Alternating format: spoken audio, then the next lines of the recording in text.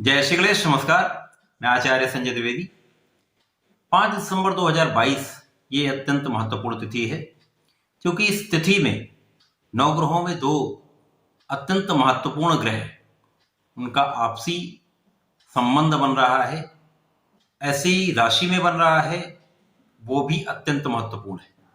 नवग्रहों में जिन्हें युवराज कहा गया है तथा शुक्राचार्य जो दैत्य गुरु हैं तथा संपूर्ण संसाधन प्रदान करने वाले, ऐश्वर्य वैभव के स्वामी, सुख संपदा देने वाले, जीवन का जितना भी ऐश्वर्य वैभव सुख साधन है, इसी के साथ जितना भी भोग विलास है, इनका समस्त कार्यकत्व शुक्राचार्य के पास है। इसी प्रकार से जितना भी बुद्धि से संबंधित कार्य है, व्यापार है, वाणी से संबंधित कार्य है, तथा ज्ञान रूपी जितना भी चीजों का कार्यकत्व है, वो बुध के पास है। कैलकुलेशन का कार्यकत्व बुध के पास है, गणनाओं का कार्यकत्व बुध के पास है। तो जब दो अत्यंत महत्वपूर्ण ग्रहों का संयोग गुरुदेव बृहस्पति की राशि में, धनु राशि में होगा, तो ये बहुत महत्वपूर्ण होने जा रहा है।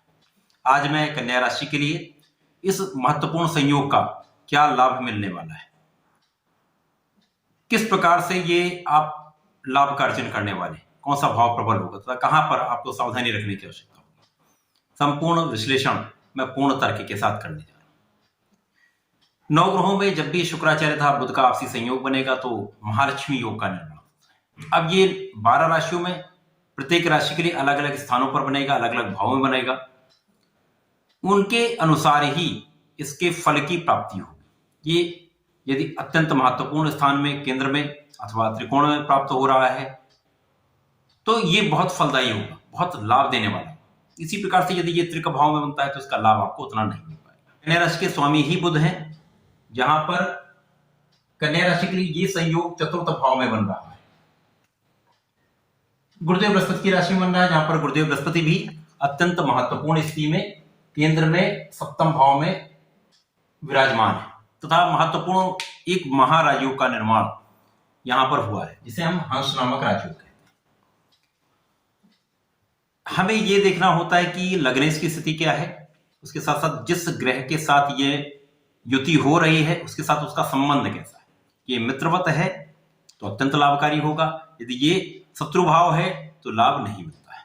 उसके पश्चात ये किस भाव में बन रहा है, केंद्र के 4 भाव में बनेगा अथवा त्रिकोण में बनेगा तो बहुत लाभकारी है। इसी प्रकार से यदि एकादश भाव में बनेगा तो भी बहुत लाभकारी है, द्वितीय भाव में बनेगा तो भी लाभकारी है, परंतु त्रिक भाव में यदि ये बनता है तो ये लाभ आपको नहीं मिलता है।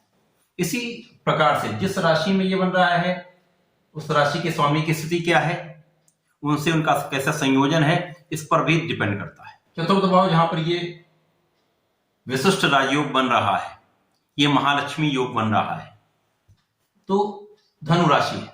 यहाँ पर गुरुदेव बृहस्पति जो है वो अत्यंत प्रबल स्थिति में है, जहां पर इनका संबंध भी चतुर्दशम का बन रहा है, जिसके कारण ये भाव बहुत ही प्रबल हुआ है। चतुर्थ भाव जो सुख संपत्ति का है, सुख साधन का है, ऐश्वर्य का है, भूमि भवन वाहन का है, माता का है, समस्त संसाधन प्राप्त करने का है, जनता का है। तो यहाँ पर जब ये संयोजन बनेगा, यहाँ पर दो अत्यंत मित्र ग्रह आपस में संयोग करेंगे तो निश्चित रूप से यहाँ पर बहुत प्रबलता आने वाली है। अब क्या है, यहाँ पर आपके भूमि भवन का भाव प्रबल होगा, आपके सुख संपत्ति का आप प्राप्ति करेंगे, वाहन की प्राप्ति करेंगे, यहाँ पर आपके घर का, आपके व्यापार का नया आप यहाँ पे एक अध्याय बना सकते हैं, क्योंकि यहाँ से कार्यक्षेत्र का भी भाव देखा जाएगा। कार्यक्षेत्र पर भी इनकी दृष्टि पड़ रही है, जो कि बुध की ही राशि मिथुन राशि, तो निश्चित रूप से यहाँ पर आपका कार्यक्षेत्र अत्यंत विशिष्ट होने वाला है, बहुत विस्तृत होने वाला है, बहुत बड़ा आप लाभ लेने वाले हैं। तो यहाँ पर बहुत बड़ी मात्रा में आप धन का लाभ लेंगे, क्योंकि यहाँ पर शुक्र ही धन के स्वामी होकर यहाँ पर विराजमान है। परिवार संपत्ति का भाव भी प्रबल होगा, जिससे आप प्रबल रूप से धन का अर्जन करें। आपके परिवार का सहयोग आपके साथ होगा, ये भी विशिष्ट संयोजन है। इसी प्रकार से लग्न के साथ धन के स्वामी का, जो आपके भाग्य के स्वामी है, यहाँ पर विशिष्ट राजयोग का बनना महालक्ष्मी योग का सबसे बड़ा लाभ कन्या राशि के जातकों को मिलने वाला है।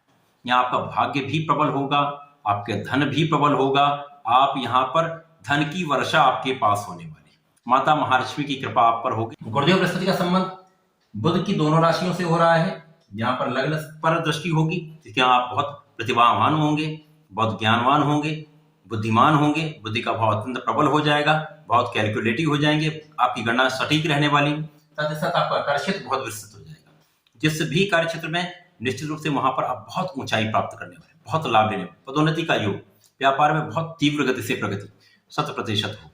इसी प्रकार से यदि आप वाणी से संबंधित कार्य करते हैं, ज्ञान से संबंधित कार्य करते हैं, मोटिवेशनल स्पीकर हैं, अथवा आप ज्योतिष से संबंधित कार्य करते हैं, तो निश्चित रूप से ये समय आपका है, बहुत लाभ लेने वाले हैं।